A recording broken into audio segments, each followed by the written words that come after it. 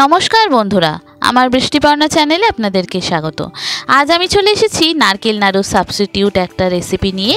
পেঁপের নাড়ু, কাঁচা পেঁপের নাড়ু খুব সহজে হয়ে যায় আর ঝটপট একটা রেসিপি। আর কাউকে না বললে সে বুঝতেই পারবে না যে এটা পেঁপে দিয়ে তৈরি, সবাই ভাববে এটা নারকেলেরই তৈরি। তো চলুন তাহলে রেসিপিটি দেখে নেওয়া যাক। আমি এখানে একটা পেঁপেকে এরকম ছাড়িয়ে নিয়েছি। এবার এটাকে আমি গ্রেট করে নেব একটা গ্রেটারের সাহায্যে। তো এইভাবে পেঁপেটাকে আমি গ্রেট করে নিলাম, দেখলাম একদম ঝিরিঝিরি হচ্ছে। দেখুন এইভাবে ঝিরিঝিরি করে সমস্ত পেঁপেটাই গ্রেট করে নেব। এবার একটা কড়াইতে বেশ কিছুটা জল দেব, দিয়ে একটু গরম মশলা, দারুচিনি, এলাচ, লবঙ্গ, যেগুলো থাকে আর কি গরম মশলায়, তো সেই গরম মশলাগুলো দেব আর দেব পেঁপেটা দিয়ে এটাকে একটু ভাপিয়ে নেব। এটা মাপের মাপ জল দিয়েছি আমি, খুব বেশি জল এখানে দিইনি। সিদ্ধ হয়ে গেলে জলটা শুকিয়ে যাবে সেরকম মতনই জলটা আমি দিয়েছি। এবার এখানে আমি সামান্য একটু নুন দিলাম, দিয়ে এটা আমি সিদ্ধ হতে বসিয়ে দেব। আর ততক্ষণে আমি এখানে ছোটো বাটির 1 বাটি চিনি নিলাম। আপনি পেঁপেটা যতটা নেবেন সেই বুঝে চিনিটা দেবেন। এখানে দেখুন এবার পেঁপেটা সিদ্ধ হয়ে গেছে। আমি সামান্য নুন দিয়ে দিয়েছিলাম যাতে পেঁপে মিষ্টির সঙ্গে খুব ভালো একটা গন্ধ আসে আর স্বাদটাও যাতে ভালো হয়।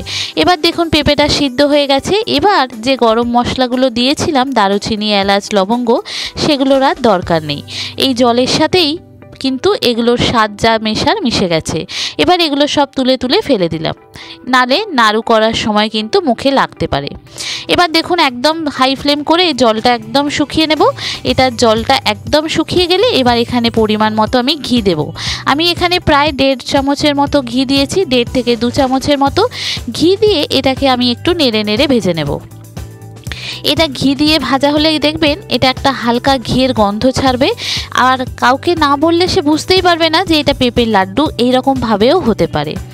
এদিকে এটা ভাজা হতে থাক, ততক্ষণে আমি একটা অন্য ফ্রাইং প্যানে চিনিটা দিয়ে দিলাম ক্যারামেল করার জন্য। এটা আস্তে আস্তে ক্যারামেল হতে থাক, ততক্ষণে আমি এখানে পেঁপেটাও ভেজে ফেলি। বন্ধুরা, রেসিপিটি যদি ভালো লাগে তাহলে আমার চ্যানেল বৃষ্টিপর্ণাকে অবশ্যই সাবস্ক্রাইব ও ফলো করে দেবেন আর পাশে থাকার বেল আইকনটি অন করে দেবেন। তাহলে ভিডিও আপলোডের সাথে সাথেই আপনাদের কাছে নোটিফিকেশান চলে যাবে ভিডিও আপলোডে। কেমন হলো রেসিপিটি অবশ্যই পুরো ভিডিওটি দেখে জানাবেন। যদি ভালো লাগে তাহলে একটা লাইক ও শেয়ার করে দেবেন। দেখুন এখানে এবার পেঁপেটা ভাজা হয়ে গেছে আর এদিকেও চিনিটা কিন্তু ক্যারামেল হতে শুরু করে দিয়েছে। এই দেখুন ফুটতে ফুটতে, এতে কোনো কিন্তু জল মেশাবেন না, আস্তে আস্তে এটা ফুটতে ফুটতে দেখবেন এটা কালারটা পুরো চেঞ্জ হয়ে যাচ্ছে, এটা পুরো ক্যারামেল হয়ে যাচ্ছে। পেঁপেটা যেরকম নেবেন চিনিটা সেই বুঝে আপনাকে দিতে হবে। খুব বেশি চিনি দিলে আবার ভালো লাগবে না, আবার খুব কম চিনি দিলেও ভালো লাগবে না, মোটামুটি আন্দাজ বুঝে চিনিটা দিতে হবে।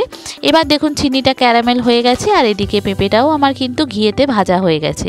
এবার পেঁপেটা আমি দিয়ে দেব এই চিনির মধ্যে, দিয়ে কিন্তু এটাকে ভালো করে নাড়াচাড়া করে নেব। এটা একদম ঘন হয়ে আসবে আর সুন্দর একটা গন্ধ ছাড়বে, তখন বুঝবেন যে আপনার পাকটা কিন্তু এখানে হয়ে গেছে। এটা এখন দেখছেন একটু পাতলা আছে, আস্তে আস্তে দেখবেন এটা একদম গায়ে টেনে যাচ্ছে। তো এইভাবেই করেছিলাম কাঁচা পেঁপের নাড়ু। কাঁচা পেঁপে আমাদের ফাইবার প্রচুর পরিমাণে কাঁচা পেঁপেতে রয়েছে। এছাড়া এই কাঁচা পেঁপেতে ক্যারোটিন, ভিটামিন সি প্রচুর রয়েছে। তো কাঁচা পেঁপে খাওয়া এমনি শরীরের পক্ষে খুব ভালো। আর বাচ্চারা যদি খেতে না চান এইভাবে নাড়ু করে দিতে পারেন, তাহলে তারা বুঝতে পারবে না, খেয়ে নেবে।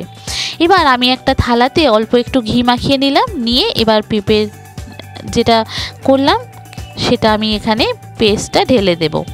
এবার ঢেলে দিয়ে এটা একটু ঠান্ডা হতে দেবে। তারপরে হাত ছোঁয়া যে গরম হবে তখন নাড়ু করতে পারবেন, যেরকম ঠান্ডা একটু হবে সেই রকম অনুযায়ী ঠান্ডা হলে এটা হাতে একটু ঘি মাখিয়ে নেব, নিয়ে তারপরে গোল গোল করে নাড়ু করার মতো করে নেব।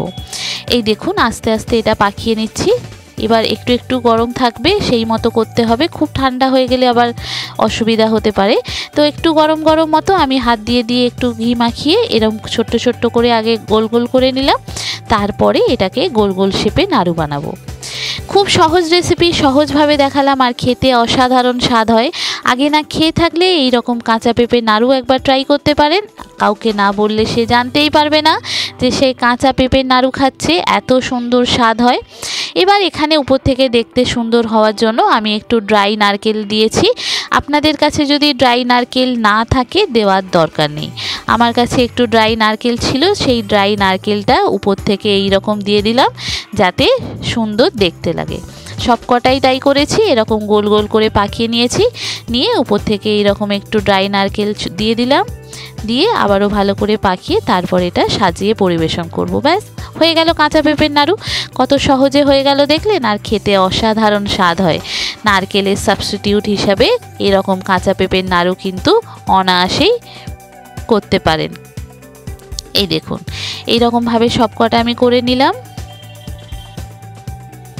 খুব সহজ রেসিপি, দুটো তিনটে উপকরণেই হয়ে যায়। আপনার কাছে ড্রাই নারকেল না থাকলে দেওয়ার দরকার নেই, আমার কাছে ছিল তাই দিয়েছি, না হলে এমনিই হয়ে যাবে কাঁচা পেঁপের নাড়ু।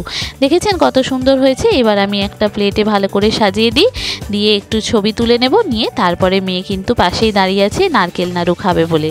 ও জানেই না যে এটা নারকেল নাড়ু না, মা ওকে বোকা বানাচ্ছে, এটা পেঁপের নাড়ু। কত সুন্দর হয়েছে দেখেছেন, কাউকে না বললে সে বুঝতে পারবে এটা পেঁপের নাড়ু বলে। এই দেখুন কত সুন্দর হয়েছে, কি সুন্দর দেখতে লাগছে দেখেছেন। খেতে অসম্ভব সুন্দর স্বাদ হয়েছিল এই রকম কাঁচা পেঁপের নাড়ু। আগে না খেয়ে থাকলে এই রকমভাবে একবার খেয়ে নিন, আর বাড়ির সকলকে এরকম করে বানিয়ে তাক লাগিয়ে দিন কাঁচা পেঁপের নাড়ু। কত সুন্দর হয়ে গেল, কত ঝটপট হয়ে গেল, আর ঘিয়ের একটা গন্ধ মম করছে, আর দেখতে কতটা সুন্দর হয়েছে, কতটা লোভনীয় হয়েছে দেখেছেন।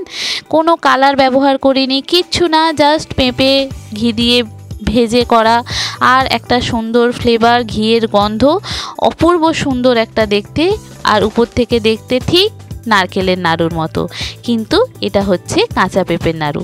একবার খেয়ে দেখুন, ভালো লাগবে। আর সবাইকে খাওয়ান।